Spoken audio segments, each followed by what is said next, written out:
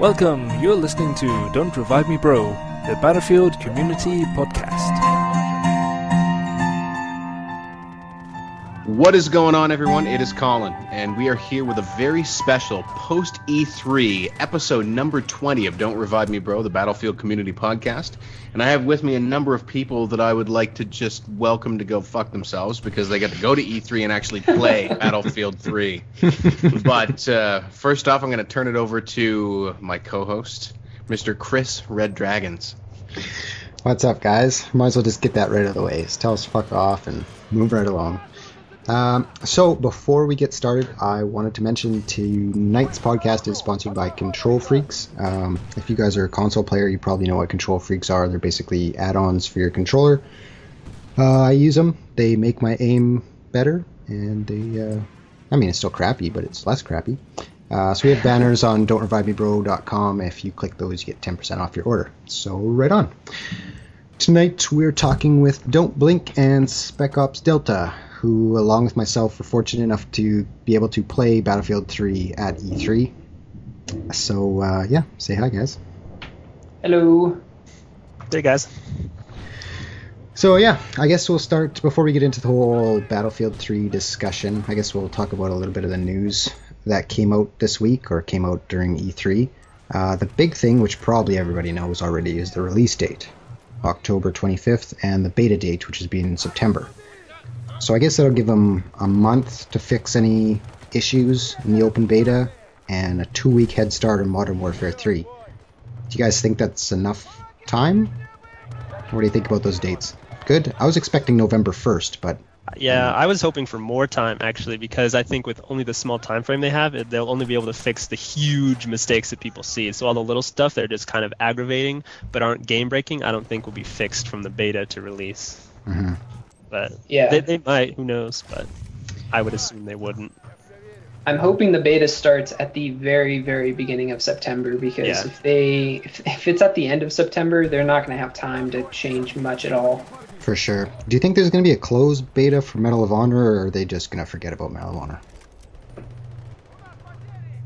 Oh, you mean for people who bought Medal of Honor? Yeah. I think maybe they'll give Medal of Honor owners like an extra week at the beginning. Early access. Yeah. Yeah, I hope so. I mean, it wasn't a complete waste, but it was a little bit of a waste. Yeah, well, I read somewhere it was like a Twitter post or maybe like a Battlefield blog or something like that, where they were saying that, you know, if they made that promise, then they're going to have to come good on it. So yeah, exactly. It was a big part of their marketing. Absolutely. Yeah. So yeah, I think the 25th is good. It gives them a couple weeks for the people who are. Oh, I just watched Ty annihilate people in the live stream. It gives, you know, a couple weeks for the people who were on the fence, maybe to see some early gameplay videos and pick it up and then maybe get into it. So that's pretty good. I mean, we always know Call of Duty is going to be released in the first week in November, so it's nice of them to kind of notice that and try and get an early head start. Yeah. So, yeah, other than that, the Physical Warfare Pack that was announced a few weeks ago. I guess for those of you who don't know, the Physical Warfare Pack was a pre-order bonus available only to those who pre-ordered it from Game and GameStation in the UK. It gives them exclusive access to a couple guns, Type 88 LMG, Deo 12 shotgun, and Flechette shotgun ammo. So as well as a flash suppressor for one of the sniper rifles. Right. So yeah. EA and DICE have been taking a lot of heat for announcing it as a exclusive forever, and now they've kind of backtracked a little by announcing it'll be available to everybody. Was it a month after? So what do you guys kind of think of that? By the end of the year. Yeah, by the end of the year, right. So what do you guys think of that? Kind of a poor idea by them, or do you think it's going to kind of work out in the end? You know, I think it's going to be fine, and everyone gets on Twitter and starts shitting on DICE. The thing is, that's EA's marketing that's making that decision. Mm-hmm. And, you know, I think that they've backtracked on it. You know, the realization that giving players who have the, you know, who pre-ordered from a particular retailer exclusive weapons that won't be available to other players, I think that's crap. Now, having the Back to Karkand as a free expansion pack as part of a pre-order, I'm fine with that. But I think, as Blink said in one of his commentaries, having exclusive content that you just can't get access to, because not all of us are going to have access to those exclusive retailers, that's a problem. And I mean, that's going to cause some rifts in the community, and I think it's just best that they avoid it. Yeah, exactly. Especially since those guns are going to be on the disc. I just feel like shipping stuff on the disc and then locking it to certain regions or players or what have you is very, very frustrating. Mm-hmm. So I'm glad the compromise they made was... I think it's pretty good. I think it still allows them to kind of court retailers and say, hey, we'll give you these exclusives, but at the same time, they're not screwing over us players. Mm-hmm. Yeah, exactly. I think it was just kind of in poor taste. I mean, it's just totally from a marketing aspect, Game.uk and GameStation, did they pay extra for this privilege? And if so, like, you're basically unbalancing the game to make some money. At least that's the way I see it. Yeah. What do you think? I think it was just to sort of put some feelers out there to see what people thought. About it. If they didn't receive too much backlash, then maybe they say, okay, we can get some extra money, because I think that is what it's about. Money, obviously, but I think that their decision to back away and sort of make it available to everyone who bought the game, I think, is a better choice, and I think it'll make people more interested in the game rather than say, well, if I didn't pre-order, I don't know, because people on the fence who weren't going to pre-order and knowing that you would lose weapons and things like that, it may have made them decide not to buy it at all. Mm-hmm. And I mean, people are making a pretty big deal out of it. I guess maybe a little bit justified so, but Medal of Honor did a similar thing, correct? Couldn't you unlock a special shotgun if you bought it at GameSpot or something like that? And that ended up being nothing. And there was something like the MP7 PDW that was part of, I think, the limited edition or something, that when I get it on PC, I didn't have access to that weapon, and that was an unbalanced beast of a weapon. So really, yeah. See, that's pretty dangerous. I mean, if you're just going to give out weapons without, like at least reskin them and have the exact same specs or something, I'm not really sure. Yeah, that's kind of how the Garand was in Bad Company 2. It's like, okay, you're a veteran, you get the Garand, which is basically the M14. Yeah. You don't worse. Yeah, except with 2 less bullets, better iron sights. I mean, it's the same thing. So it's not like, oh, I have the Garand and I have some sort of advantage. That wasn't true at all. Yeah, exactly. Yeah. So I'm glad they backed down, and apparently there's going to be physical warfare packs announced in North America and a couple other countries, which is kind of getting more into dangerous territory. But, like you said, Colin, this is EA marketing. A lot of people are pissed off at DICE for it. DICE went, I know this for a fact, DICE went and found feedback against it and brought this to EA marketing and said, you know what, this is going to unbalance the game. The community doesn't want it. We got to do something about it. And I guess that's a compromise we see now. Yeah. I think DICE is going to bat for the community, so that's a good news story. Yeah, for sure. So I guess moving on to Battlefield 3 at E3. So with the exception of you, poor Colin, we all had a chance to play it multiple times. You're just going to rub it in the entire podcast, aren't you? Keep it up. Keep it up. Yeah. That's everybody. So I guess, Spec Ops, what was your first impression of it? Let's see. My first impression was when I actually walked in and everything, because EA was right front and center when you first walked in the door, and that was the big thing was Battlefield. And I actually saw you guys, Chris and Blink, in line and talked to you, and you had been standing in there for a long time, quite a long time that first day. Yes. Yeah. Actually, I didn't want to tell you guys and make you mad, but I actually got in the very last showing for that day, and I only waited for probably maybe 5 minutes, just because they closed it and they actually reopened it for some media people, and I was able to get in. Oh man. I waited in line like a sucker the second day. Don't worry. Oh, did you? How long did you wait for? Yeah, 3 hours. Oh man. Yikes. Yeah, like Yep. I mean, Blink and I, we did that vlog right after, and everyone's like, "Man, you guys must have hated the game." We were just super tired. I mean, Yeah. just about 4.5 hours. I don't I know. saw that. I knew how you were feeling. Yeah. What were your first impressions, Blink? Putting the, I guess our tiredness aside. In terms of the game, or just E3, or what? In terms of the game.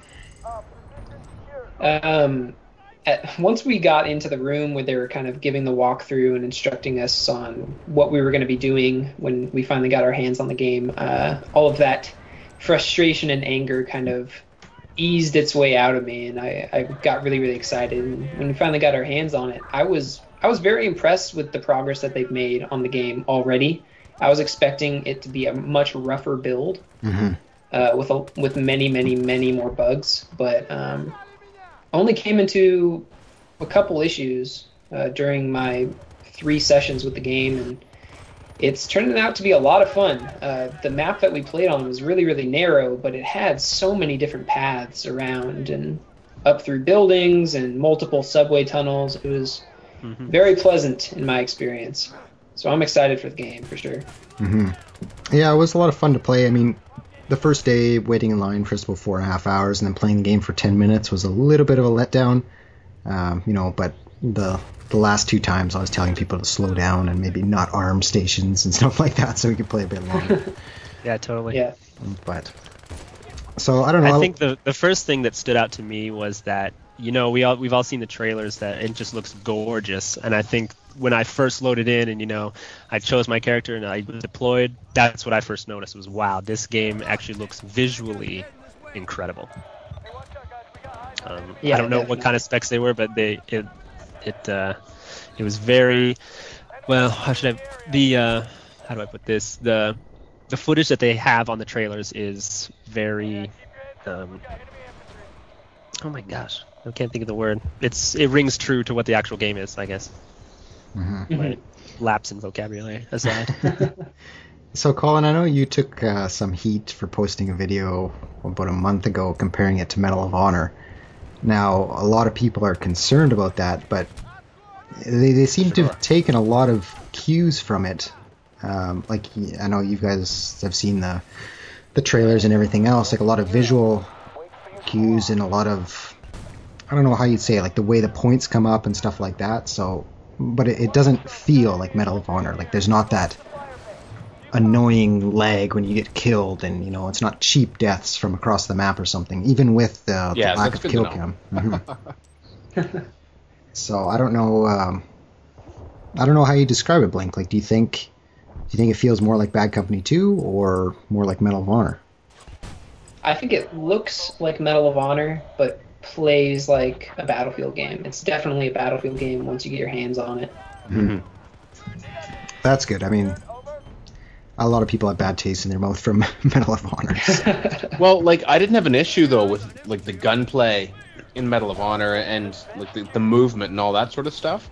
It was the spawn system and the lack of the kill cam, the map design. Those sorts of things were big problems in Medal of Honor, but to me, it wasn't the way that it looked or played. I thought that those were pretty good. Yeah, I mean, I thought it played faster than Bad Company 2. Blink, you don't agree? You think it plays about the same? I remember you telling me about that. I don't know, because there's a lot of recoil on the guns. I don't know if you guys would agree with me on this. It seemed like more than Bad Company 2. And especially at longer ranges, I felt like I was getting way more hit markers than I ever do in Bad Company 2, especially with like the M4A1, which is the engineer's primary. Yeah, that thing I didn't take to very well. Oh, really? It was a lot of a lot of hit marker stuff. See, I love that gun. It hit fired for days. Up close it was good, but longer range, it was for sure. It was, yeah, further away it wasn't that great. Like shooting pebbles. Mm-hmm.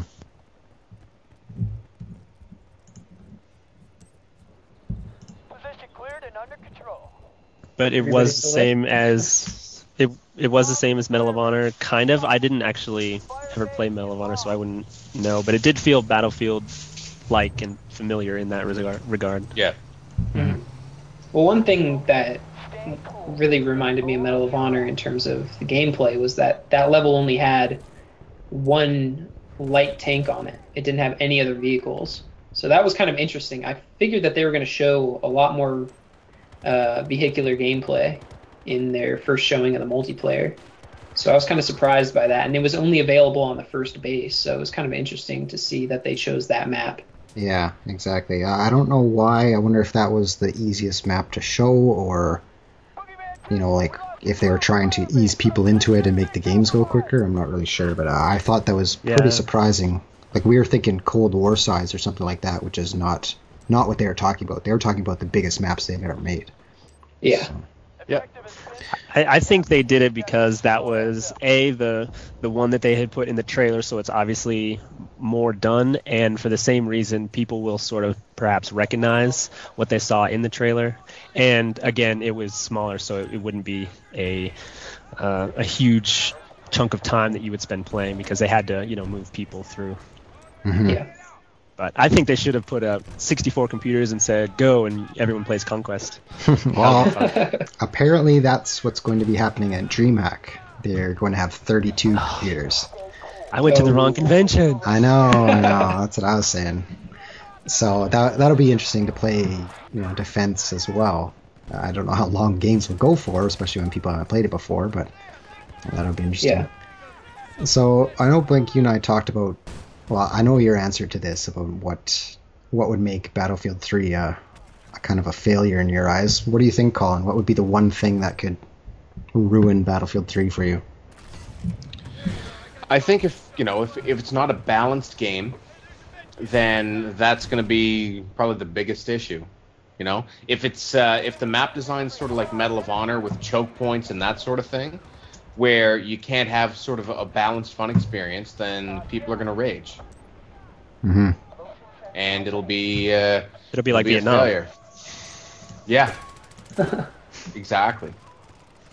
Yeah, I hope the guns, because they are having different guns for different sides, I hope those kind of equal out, or else we're going to see, you know, the Russian engineer gun is way better than the American engineer gun or something like that. They are going to have different guns for different sides, or was that just the way it was laid out at the conference?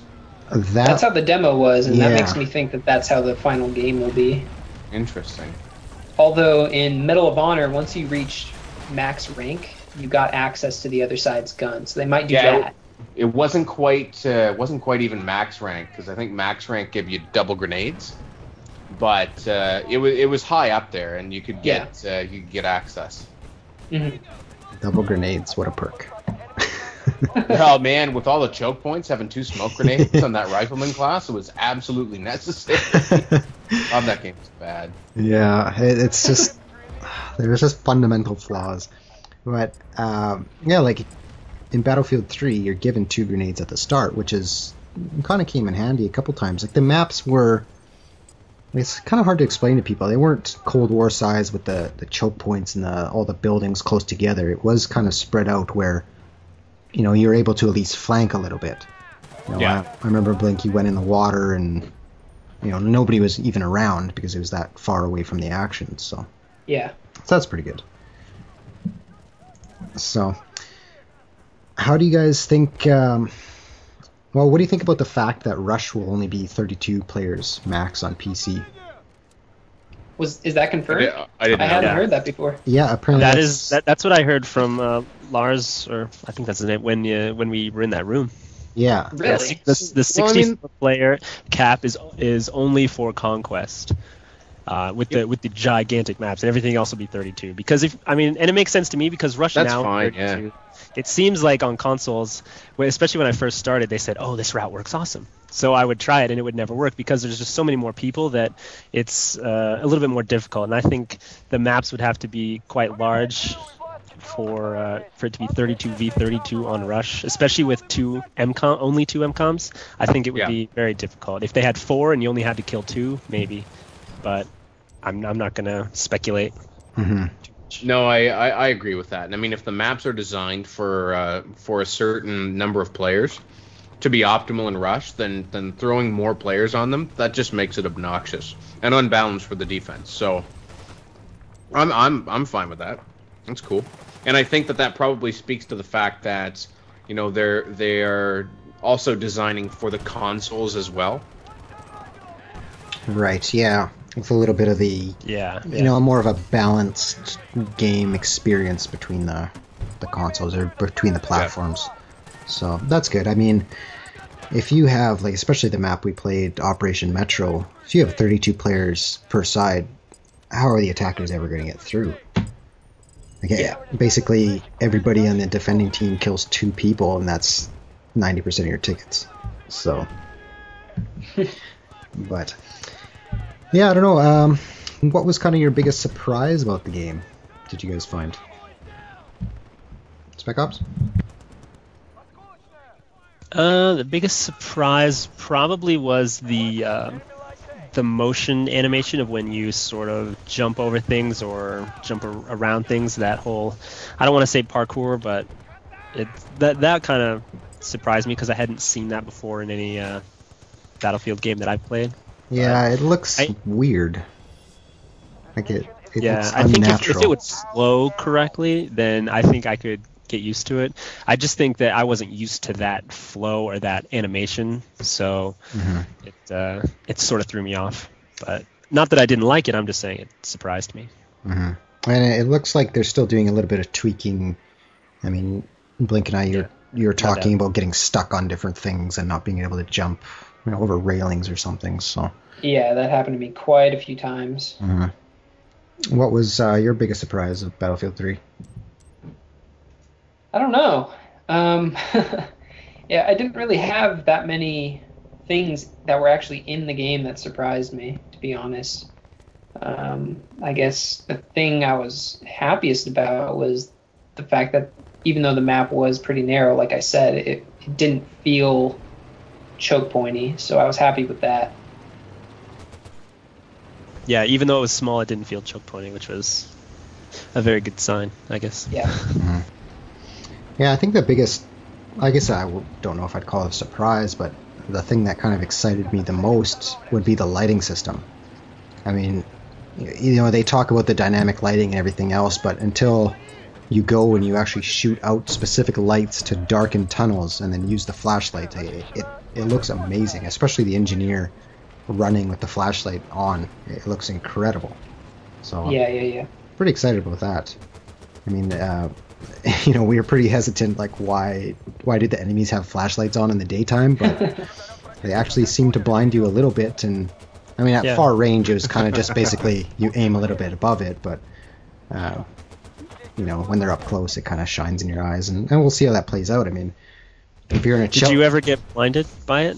I didn't. I don't recall ever doing that. Did it actually work? Not blinded, but enough to obscure them, maybe. Like, it was bright enough in the screen to maybe not be able to see exactly where they are. So yeah, it's not like a flashbang grenade that makes your entire screen go white, but I had a moment on the last base where I was probably 15 feet away from the enemy who had the flashlight, and there was no way I would have been able to figure out where he was, because like the corona or whatever you want to call it around the flashlight was just that bright. Oh, interesting. And that seems to be only for the engineer. At least that's what we found. I mean, we weren't able to play with specs, but yeah, that's what it sounded like from what they said, and based on actually playing the game, for sure. How do you think that'll kind of play out, Colin, with the whole knocking out individual lights? Oh, I think it's you know, it's going to be a strategy like hopping on an emplacement and taking down all the trees. You know, good point. It gives you the ability to create an advantage. If you have engineers with flashlights and there's a hallway they have to come down, if you darken it, well, you're at the advantage, right? Yeah. I think it's cool. Like, I think all of these things add different aspects to the tactics that you're going to employ. I think it's going to add a lot of depth to the game. if people take advantage of it, for sure. Yeah, especially, I mean, it's even like Bad Company too. After a certain amount of hours, people kind of figure out the routes. Well, if you figure out the routes in Operation Metro, maybe next time it can change if all the lights go out or something like that. So, it may add some interesting aspects. The more different dynamics they have, the better, and I think the more replayability there is to the game. Mm-hmm. Mm-hmm. But I mean, going back to what I said, like with Bad Company 2, people have figured out how to be dicks. And what I'm hoping is that Battlefield 3 doesn't provide them with the tools required to be, maximum douche. Or at least there will be enough countermeasures to make it so that... Exactly. Because I've been playing a little bit of Bad Company 2 on the PC, and it's like, oh my... I just bang my head against my desk against, some of the people that I'm playing with. Even on PS3, I mean, people know what works. Platform. Yeah. Every single platform has it. It's not a PC exclusive thing. I've just been playing more on PC in the last week or so. Mm-hmm. So I don't know how... I hope the flashlights will be useful. Like, I hope it's not just one of those specs that you're not really going to use. Kind of like, what would be a good example of that? The LMG... What's the LMG spec that gives you more steady... Marksman? Yeah, Marksman. Yeah. Something like that. So I hope it'll be playable. I mean, I was a little hesitant. The first time I played through, I couldn't shut it off, and I'm wondering, like, can the enemies just see me if I'm just running around with this giant blinking light? But it seemed to work out. So, how did you find the destruction? I know, Blink, you had an issue with it not really working one time.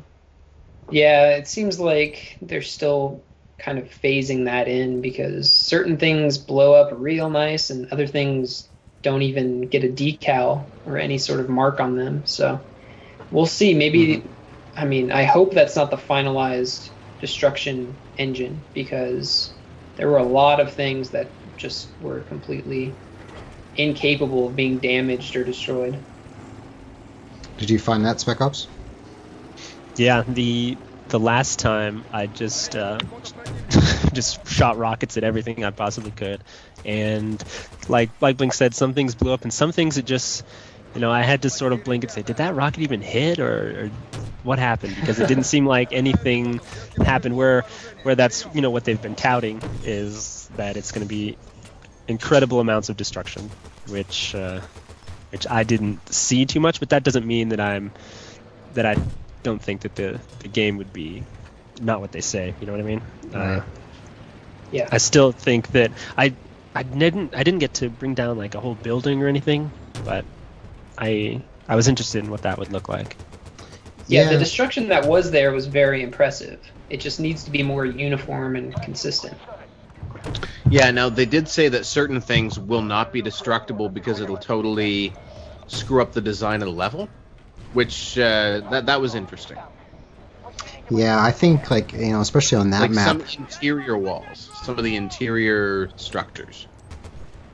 Right. Yeah. Oh, I think, like, they've got these 5-story buildings in this Operation Metro map. I mean, if you brought that down, like, that would change the look of the map. Like, it'd be a giant chunk of rubble. Incredibly change it. I don't know if that's totally possible, but at least they at least said the exterior would be destructible, so that's good. Yeah. Yeah, if they leave the interior indestructible, then I think it would be more similar to Bad Company 2 than I personally would have hoped. But that's a personal preference. Yeah. So a lot of people kind of want to know about the revives. I get asked that all the time. Maybe it's the whole DRMB thing, but Rambo revives seem to be patched. And you now have to accept a revive. What do you guys think of that? Love it. Yep, I'm very, very happy with the way they handled that. It basically, when you get revived by a medic, you sit up with your pistol out, and you can choose to just go back to the spawn screen, or you can actually get up. So you are able to look around, you're able to choose. I mean, if you're the type of person who always wants to just start anew, start fresh, you can do that, or pick and choose, or just always get revived. It's up to you. So very happy with that decision. Yeah, I mean, I typically only want to get revived if it's necessary for the win, you know? So if you're playing Rush, you're low on tickets, or you're trying to maintain a front, yeah, I want the revive for the team. Mm-hmm. But in deathmatch, when people want to revive me, I just want to... Oh my god, I wish it was hardcore. That's the only time I wish I was playing hardcore, is when people revive me in deathmatch so that I could friggin' team kill them. Yeah. And then pick up their kit and revive them, then team killing again. Yeah, exactly. Yeah, it adds an interesting dynamic. I mean, you know, we were kind of running out of time, and I wanted to test it on the last base, so I just straight up Rambo revived people, and you hit them, and nothing happens for a second because the guy denied the revive. So I thought that was cool. You know, medics now have to think, or I guess we're calling them assault or whatever they're going to be called. They now have to think about running out. It was called assault. Okay. But people are saying combat medic or something like that. I'm not sure. That would make more sense to me, but it was called assault. So. Yeah. I didn't get a chance to actually check when I was there. Do you know if the revives count for deaths or not? We tried to confirm that, and we really couldn't, right, Blink? Really... Yeah, the one time that I got revived, I was so busy kind of observing what happens when you actually get hit with the paddles that I totally forgot to look at the scoreboard when I got back up. Mm-hmm. Yeah, there's a lot going on. It'd be interesting to have... You know, once we get the beta, we'll go into a private server and find out exactly what can do what. But it does seem there's a lot of Battlefield 2 aspects to it, so maybe it doesn't count as a death, which would be very good. I mean, at least I think. Yeah, well, I mean, I could accept the revive and protect my precious KD! Exactly. So that's... I mean, that's one of the community's biggest complaints, and it's not, you know, I guess because we're such a smaller community than the Call of Duty guys, that it's not a big, you know, there's not a big clamoring on Twitter or, you know, people making videos about it on YouTube. I mean, yes, I did start a site about being Rambo revived, but it's nice to see that they kind of listen to that one aspect. So. Yeah, but I mean, when people are new to the game, you know, if they pick up the medic kit, then they may very well think that's their job. So that's true. You know, when I get picked up Rambo revived by a level 3 or 4 player, well, I still curse and swear about it, but I don't blame them. When I get Rambo revived by a level 50 player, like, he's just no, that was just stupid. You know what I mean? So to give the player the option to get out of that, I think that is just fantastic. I think one dynamic... Oh, sorry. Go ahead. I think one dynamic that it'll change that some people wouldn't know about is like the competitive scene, because I know in, say for instance, Squad Rush, medics are a huge part of Squad Rush, and so I think having to accept the revive may slow down that game, and I think competitive players who rely on the medic class will need to change their game, which I don't know. I've just. You think that's good or bad? I think. Well, I don't know, because if they know they are going to accept the revive, then it would slow them down, but not so much. But the fact remains that it would slow them down. But since it does that for everybody, I think everyone's on the same playing field. So you know, it's. It would be nice maybe to have an option in that sort of scenario to accept all revives if you're playing with your team. I mean, that could be a server option, who knows, but it could be the difference between kit switching in Battlefield and trying to kit switch in Call of Duty, I think, because I haven't played Call of Duty in a while, but I think you have to sort of hold it down, wait for the little bar, and then you can switch kits. Interesting. Whereas in Battlefield, you know, you just press E and switch. Right. Not a huge difference, but I don't know, that's something I just thought of. And well, that's kind of, you know, leads into another complaint that the community had that DICE fixed. Blink, you said there's now 2 different buttons to arm and pick up kits? Yep. Beautiful. In order to switch kits, you hold down the revive button. Or not the revive, but the reload button. Yeah. So I think that's a good choice. It's pretty natural. Like I tried picking up a couple kits and it worked perfectly fine. It didn't take too long, and definitely helps when you're trying to arm or disarm an MCOM, that's for sure. Mm-hmm.